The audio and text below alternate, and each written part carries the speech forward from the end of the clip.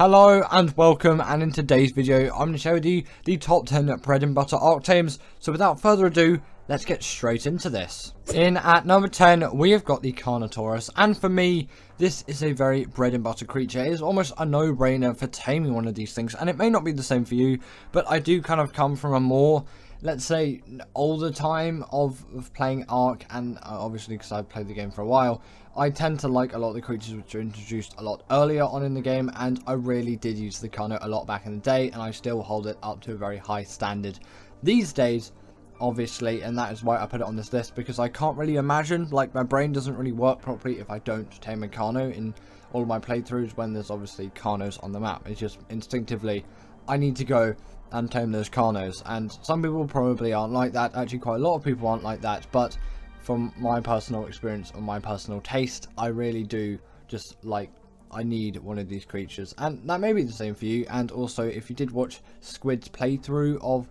Ark stuff back in the day, then you know he used Carnos a lot as well, and that really did build my reputation even more for the Carno, to see that popular YouTubers at the time obviously were using these Carnos for all their stuff, and it just reinforced my use for them. And still to this day I use these things to bits, and now they do also deal the bleed ability, which is, you know, just a really helpful thing to have, and obviously for you to use, because you can deal even more damage, and their mobility is really decent. Their health is pretty good as well, same as their stamina. It's not like maybe the best in the world, but it will definitely get you by.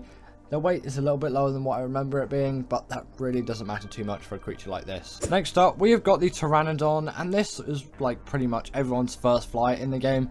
It makes sense to put this thing here, as it's just, it kind of forms quite an essential part of a lot of people's Ark playing, and you know, for that it definitely does deserve to be on the list. For those reasons, it is an extremely useful creature because its shadow is unlocked so early on, and you get yourself a pretty fast, efficient, speedy flyer, capable of doing some raids in the early game as well with that spin attack.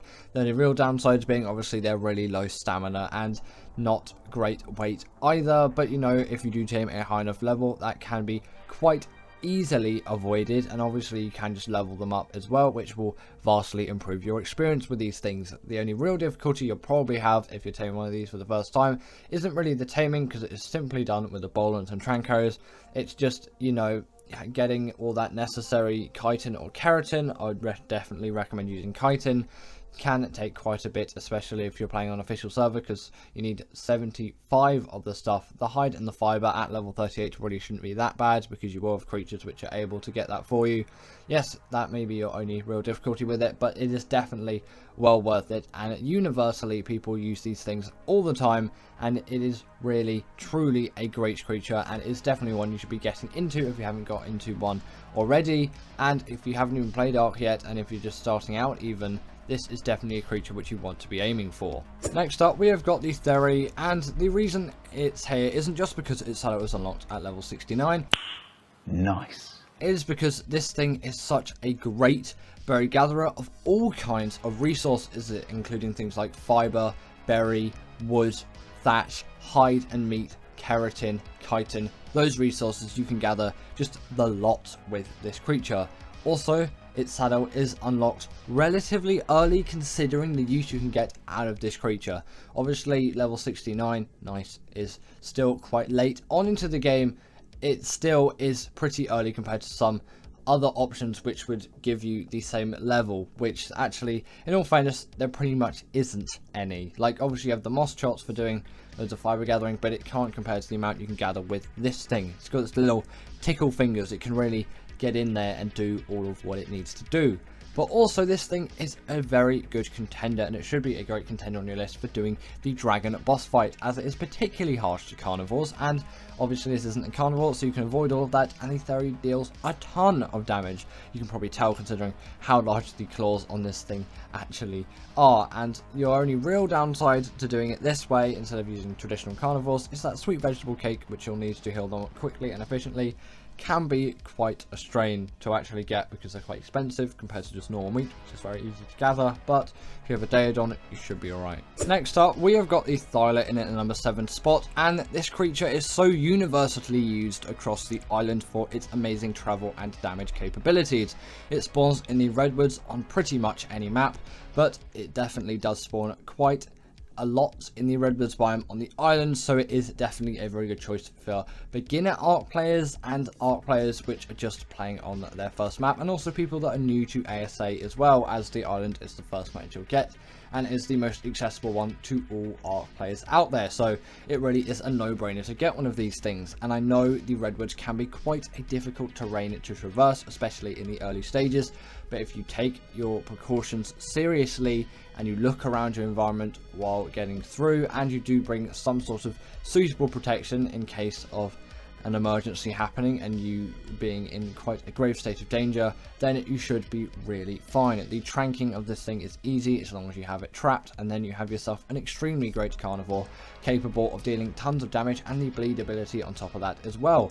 They can also scale any kind of wall or vertical surface like you've been seeing throughout this B-roll, and the sad thing is with ASA's terrain, they do get a little bit stuck in a lot of places, but pretty much every creature does, so you know, I wouldn't worry too much, but it just can be a little bit of a hindrance if you are playing in ASA, so maybe don't go up some of those steeper mountains with this thing, or if you do, then be aware that you might get stuck in some places. Also, you can see that bleed ability here being dealt onto a Kentro, which obviously they do deal damage back, but still you're going to be dealing tons of damage into that thing, and very quickly this thing is completely decimated. That's why the bleed ability is so good, because it works on a percentage based scale instead of just a raw damage scale. So yes, the Thyla is definitely a big contender, and you should be taming one if you have the map to tame one, which everyone kind of does. It's on the island and you're at the right level to actually do so. Next up, we have got the Desmodus, and this creature's Sanguine Elixir makes it really a no-brainer bread and butter creature for me. I will just go onto Fielder, get myself one of these Desmoduses, and then just transfer it onto the island or whatever other map I might be playing on. In the moment, I'm playing a lot of Gen 1 because I finished off Extinction and I'm going to Gen 1. I've done all these before, but I'm just replaying through them because I feel like it.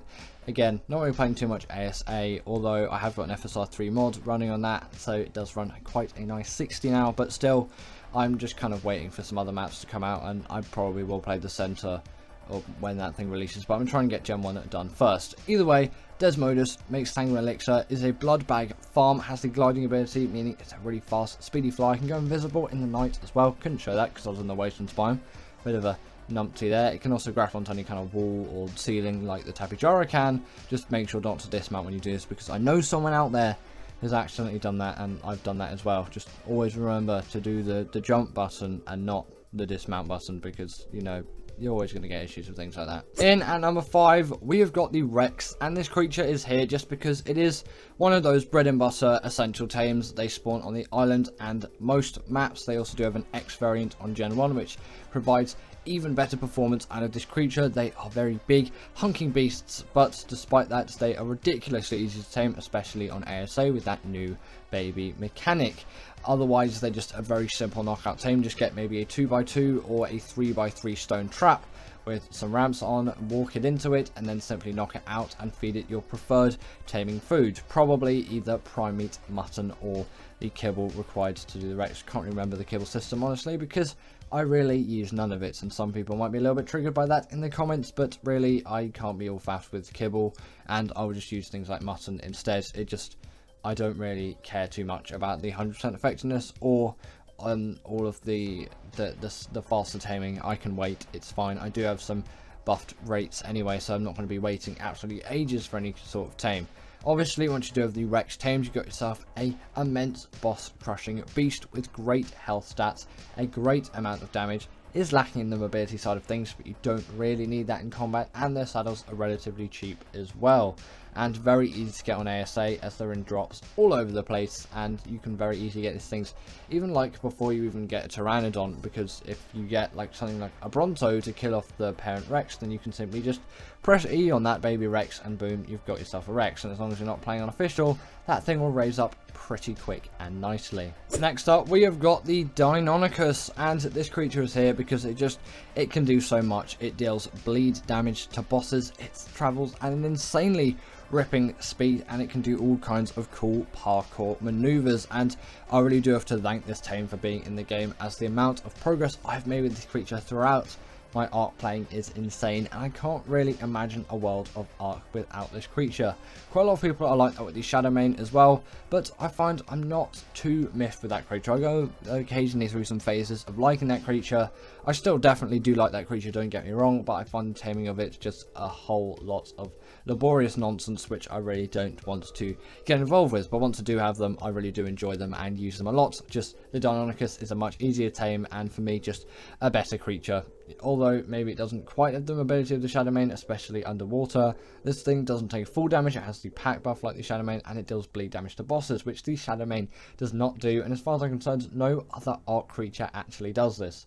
So it gives it a huge edge, and obviously their attack speed is ridiculously fast as well, so they can really ravage bosses to shreds. And like I was saying before, they can parkour up any kind of wall or vertical surface. They really don't struggle with this whatsoever. It does take a little bit of learning because it's a less elegant solution than something like the Thyla, where it just walks up, the same as the Rock Drake, they do that. But you know, after you've just spent a little bit of getting used to, at least that's what it was like for me, this really is just a perfect creature, and I would definitely recommend you get one of these things. In at number 3, we have got the Bloodstalker, and for me, this is my go-to ocean creature, no questions asked, and exploring the ocean, doing underwater caves and all that stuff is quite a big part of my Ark playing, especially considering I'm doing a lot of Gen 1 at the moment. The ocean biome is quite prevalent throughout that, and obviously just traveling on this thing is pretty much like essential. It's essential to travel around in Ark, and on Gen 1 this is kind of your only option. But just on a broader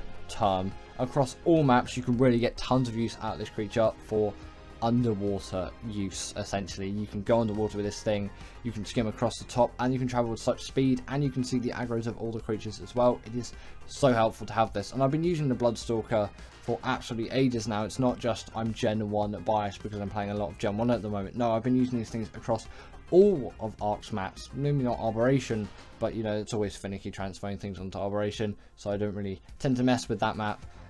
But still, across loads of maps, it really is a hugely successful creature, and on Gen 1 and Gen 2 you can get so much more out of it as well, in terms of gathering hexagons as well. Those maps are slightly more designed around this creature as well, but still, with that underwater travel, any underwater scenario really does suit this creature, especially caving are found, as you can quickly get into there and get out with no problems whatsoever, because you can really just travel at a rapid pace, and you're so small, nothing really is going to hit you. So it is a no-brainer for me to get myself a Bloodstalker, and that is why it has made it all the way up into the number 3 spot of this list. Now, this is what my classical side will show, with the number 2 spot being the Baryonyx, because I just essentially need this thing to do caves. I won't really use any other creature. I've used creatures like the Shadowmane and the Deinonychus and things like that, but I always come back to this creature.